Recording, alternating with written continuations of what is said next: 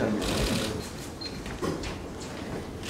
네, 어제 논산 훈련소를 다녀왔습니다. 5주간 그 힘든 훈련을 견뎌내고도 건강한 모습으로 국가의 안보를 지키겠다는 훈련병들을 보면서 마음이 든든했습니다. 그러나 또 한편으로는 걱정도 됐습니다. 저렇게 건강한 장병들이 훈련소를 떠나서 군대에 배치가 되면 군대 내 가혹행위로 고통을 받고 있는 현실 때문입니다. 강하고 건강한 군대, 장병들이 안전한 군대, 부모님이 마음 놓고 보낼 수 있는 군대를 만들어야 합니다. 강한 군대는 건강한 군대에서 비롯됩니다. 그래서 정신적, 육체적으로 건강한 군대를 만들기 위한 노력이 매우 중요하다고 생각합니다. 윤일병 사건의 핵심은 은폐입니다. 이명박근혜 정권으로 이어오면서 사회 도처에 은폐가 만연하고 있습니다. 윤일병 사건 은폐 책임은 지금 현재 청와대에 계신 김관진 안보실장입니다. 군은 사건 직후부터 음식물을 먹다가 한 대 맞고 음식물이 기도에 막혀서 숨졌다고 발표했습니다. 그저 육안으로 봐도 알 수 있는 온몸에 피멍을 놔두고 기도가 막혀서 숨졌다, 이렇게 발표했습니다. 탁하고 책상을 치니까 헉하고 숨졌다는 과거 전두환 정권 당시에 박정철 군 고문치사 사건을 떠올리게 하는 대목입니다. 어제 논산훈련소를 다녀온 후에 내린 결론 역시 가장 중요한 것은 소통이었습니다. 소통했으면 미리 예방할 수 있었던 윤일병 사건입니다. 따라서 새정치민주연합은 그 대책으로 군대의 전문 상담사 도입, 무기명 신고제 실시를 정부에 강력히 요구합니다. 또한 사회에 만연한 은폐를 막기 위해서 당내 기부로 새정치 신문고를 만들겠습니다. 새정치 신문고는 국민의 고충을 듣고 국민 공감, 생활정치를 실현시키기 위한 새정치민주연합과 국민과의 소통의 창구가 될 것입니다. 세월호 특별법, 아직도 출구가 보이지 않습니다. 유가족들에게는 너무나 잔인한 여름이고 국민들에게는 너무나 지리한 여름입니다. 오늘 주례회동에서 이 문제도 다시 짚어보겠습니다. 이상입니다. 네, 다음은 우윤근 정책위 의장님께서 말씀 주시겠습니다. 네, 어제 정부가 세법 개정안을 발표했습니다. 이번 정부의 세법 개정안은 한마디로 요약하면 주식 부자들 세금 줄이기라고 하지 않을 수 없습니다. 이명박 정부의 부자 감세 1탄을 뛰어넘는 수준입니다. 우선 근로소득 증대세제는 큰 방향에서 우리 당에서 추진하고 있는 서민의 주머니를 채우는 가계소득 중심의 성장 정책과 기회를 같이 한다고는 합니다만, 정부와는 근로자들의 임금 인상을 유도하겠다고 하면서 기업들에게 간접적으로 세제를 지원하는 방식을 취하고 있는 것인데, 이것은 실효성이 매우 낮다고 하지 않을 수 없습니다. 가장 문제가 되는 부분은 배당소득 증대 세제입니다.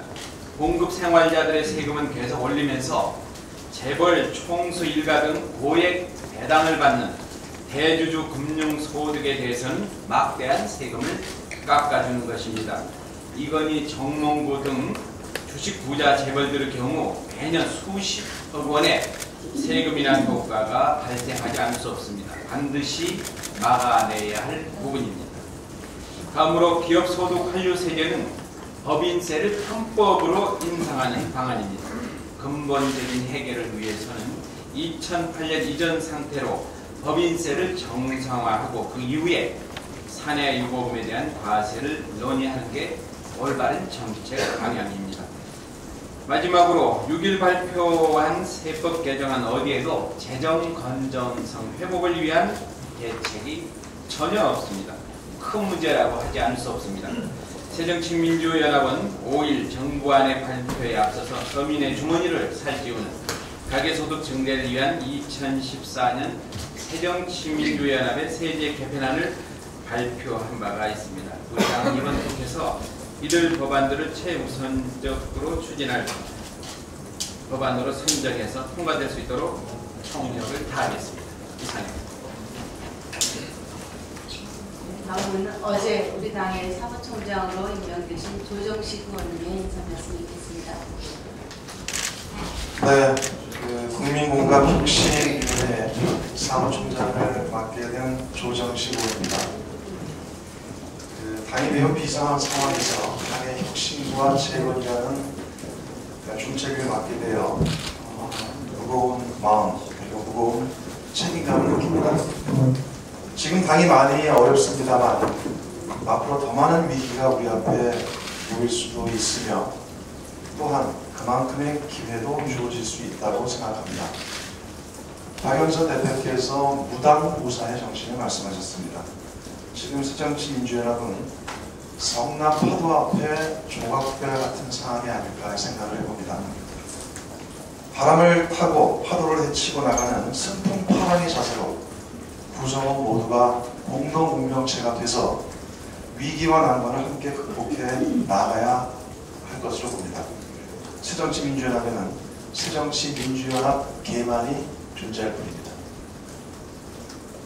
바닥에서부터 다시 시작한다는 창단의 각오로 당의 기본을 다시 세우고 국민의 신뢰를 다시 얻을 수 있도록 최선의 노력을 다하겠습니다. 국민 여러분과 언론인 여러분들의 많은 관심과 가감없는 질책 그리고 성원을 부탁드리겠습니다. 고맙습니다. 다음은 윤호중 기재위 간사께서 세제 개편에 대해서 추가 말씀 주시겠습니다. 우용근 정치의장께서 말씀을 해주셨습니다. 제2정조위원장으로서 추가해서 좀 말씀드리겠습니다. 이번 정부의 세제 개편안은 우용근 의장께서 말씀하신 것처럼 부자 감세 2탄이고 재벌 감세 안이 맞습니다. 좀 더 표현하자면 특히 배당 소득 증대 세제는 재벌과 외국인 대주주에게 조세 천국을 만들어주겠다라고 하는 것으로 해석할 수밖에 없습니다. 특히 2천만 원 이상 자본소득에 대해서 금융소득의 종합과세를 하는 것이 당연한 것임에도 불구하고 이것을 선택적 분리과세를 함으로써 종합과세를 했을 때는 최고 38%까지 세금을 물어야 되는 것을 분리과세를 해서 14%까지 세금을 깎아주는 것입니다. 무려 24%를 세금을 깎아주는 이런 재벌 감세 제2탄이 터진 것이고 그야말로 재벌 대주주에게 조세 천국을 만들어주겠다라고 하는 것으로 해석할 수밖에 없습니다.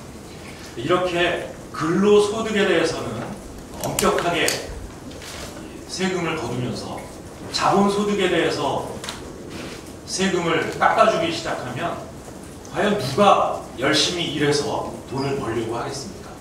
이것은 우리 경제의 건전성을 극도로 해칠 수 있는 나쁜 법이다. 이렇게 말씀드립니다. 지금 저희는 그래서 이 금융 자본소득 분리 세제를 포함한 배당소득 분리과세, 배당소득 증대 세제에 대해서 반드시 저지하겠다라고 하는 말씀을 드리고요. 저희 당이 내놓은 가계소득 증대 3대 패키지, 다시 말씀드리면 소득 중심 성장, 경제 민주화, 부자 감세 철회라는 저희 새정치민주연합의 세제 개편안을 적극적으로 추진해 나가겠다는 말씀을 이상입니다. 다음은 복지간사이신 김성주 의원님 말씀드리겠습니다. 예. 며칠 전에 정부가 발표한 제1차 사회보장 기본 계획에 대한 새정치연합의 의견을 말씀드리겠습니다. 사회보장 기본 계획은 2013년 전면 제정된 사회보장 기본법에 따라서 5년 단위로 수립되는 사회보장 종합계획입니다. 이 사회보장 기본법은 18대 국회 박근혜 의원이 대표 발의한 법안입니다. 어떻게 보면 박근혜 정부의 5년 복지계획 청사진을 구체적으로 제시했어야 되는 아주 중요한 계획이었습니다. 그러나 정부는 5년 동안 316조를 투입하겠다고 하는 구체적인 재원 대책 마련이 없는 그야말로 청사진만 제시하면서 제시된 정책 역시 새로운 정책과 목표와 계획을 밝히기보다는 기존에 이미 하고 있는 정책에 대한 재탕, 삼탕, 나열 수준에 불과합니다. 다시 말씀드리면 박근혜 정부를 탄생시킨 박근혜 의원의 대표적인 복지 법안과 그 첫 작품인 보장계획 자체가 이렇게 허술하다고 하면 그동안 주장해왔던 복지국가의 구호가 완전히 허상이었음을 다시 한번 드러낸 것입니다. 저희 새정치연합에서는 제대로 된 국민이 바라는 장기적인 사회보장에 대한 기본계획을 저희가 준비해서 밝혀드릴 것을 미리 말씀드립니다. 네, 이어서 우리 남민희 의원님께서 에볼라 출혈열 보고하는 말씀해 주셨습니다. 예, 지구촌 시대의 감염병 예방과 관리는 국민의 생명과 안전을 위해서 국가가 해야 될 첫 번째 책무입니다. 최근 서아프리카 지역에서 재유행하고 있는 에볼라 출혈열에 대한 예방 정책과 관련하여 우리 새정치민주연합의 요구로 어제 보건복지위원회 전체회의가 열어서 보건부 복지부와 외교부 관계자로부터 사전 보고를 청취하고 철저한 방역 및 번역 대책 마련을 요구했습니다. WHO가 8월 4일 발표한 바로는 서아프리카 4개국에서 1,603명이 발생했고 이 중 887명이 사망했습니다. 높은 치사율과 육신이 없는 이유로 현재 국민들이 공포감을 많이 느끼고 있는 것이 사실입니다. 정부는 에볼라 출혈열은 위험한 질환이지만 차단할 수 있으며 국내 유입 가능성이 극히 낮다고 밝혔습니다. 하지만 국내에서도 감염 환자가 나올 수 있다는 가정하에 철저한 대비가 중요합니다.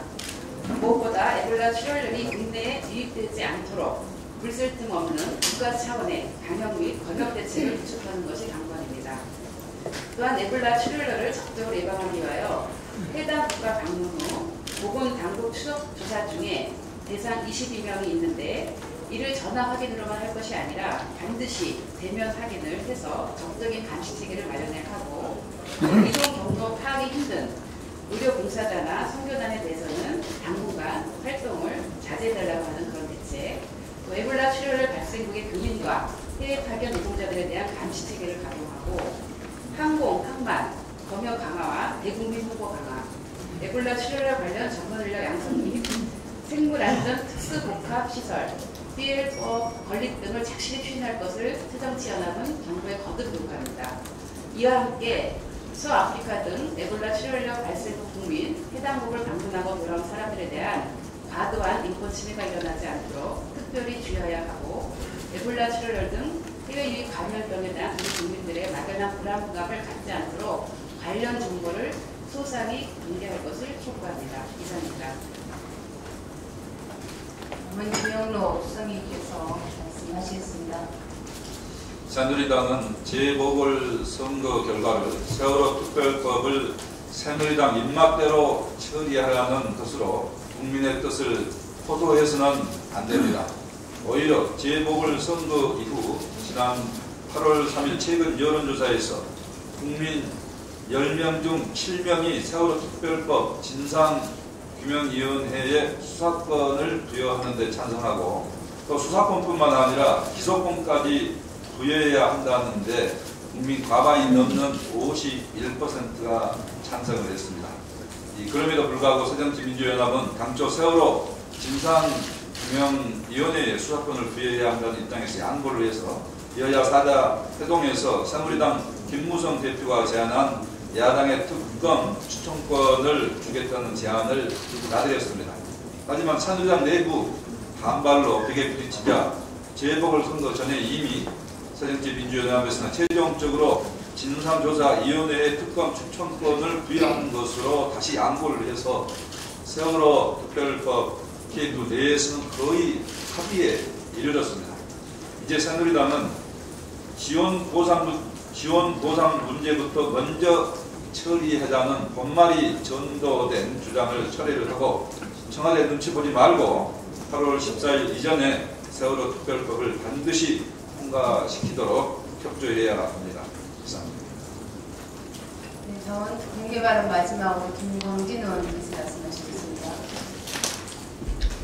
예, 윤일병 사건을 통해서 대한민국 군이 인권이 바로 서는 나라가 돼야 된다라고 하는 것을 많은 분들이 공감하실 겁니다. 또 하나 대한민국 군은 정치적 중립에 있어서 다시 한번 돌아봐야 합니다. 아시는 것처럼 국방부의 사이버 사령부의 대선 개입 사건은 지금도 현재 진행형이고 이 관련자들에 대해서는 재판이 진행 중입니다. 그럼에도 불구하고 이 범죄자들이 재판의 과정에 있는 이 시기에 전원 승진을 하고 있습니다. 몇 가지 사례만 말씀드립니다. 대선 당시에 청와대 국방비서관이었던 윤모 씨, 예편한 지 3일째 되는 날 직무와 전혀 무관한 한국철도공사 코레일테크의 대표이사로 들어갑니다. 그리고 사이버사령부의 관리감독을 하고 있던 장혁 소장은 국방부의 정책기획관 시절에서 지금은 현재 청와대 국방비서관으로 영전에서 가 있습니다. 사이버사령부의 핵심 부서 쌈밀센터장은 대령에서 준장을 진급시키고 신임 사이버사령부의 부사령관으로 내정했습니다. 많이 아시는 것처럼 문재인 대선 후보의 비박글 350건을 작성했다라고 하는 모 단장, 이분은 재판이 진행 중이고 이 재판 당시에 아주 중요한 핵심 증인임에도 불구하고 실제로 국방부의 조사 결과에서도 문재인 후보를 직시한 글이 350건 이상이 게시됐다는 것이 나왔음에도 불구하고 올해 1월에 진급했습니다. 또 초기 사이버사령부 대선 개입 수사의 핵심 부서였던 국방부 검찰단의 보통검찰부장은 올해 3월 청와대 경호실의 법무관으로 영전에 갔습니다. 이 모든 책임에서 가장 종합적으로 갖고 있는 김관진 실장, 어떻게 보면 인마금용 보훈성 인사의 가장 핵심이라고 하는 김관진 장관은 정권을 바꿔가면서 이유를 알 수 없이 국방장관을 하고 있고, 이 시기에 3년 6개월간 많이 아시는 해병대 총기 난사 사건, 북한군 노크 기수 사건, 그리고 사이버사령부의 대선 개입, 북한 무인기, 그리고 윤일병 사건 등 정말 많은 일이 있었음에도 지금 이 시간에도 청와대의 안보실장으로 가 있습니다. 이유를 알 수 없는, 도저히 국민들이 납득할 수 없는 사유로 이해할 수 없는 일에 있습니다. 이제 김관진 장관은 장막의 뒤에서 숨지 말고 떳떳하게 본인의 잘못에 대해서 말씀해 주시기 바랍니다.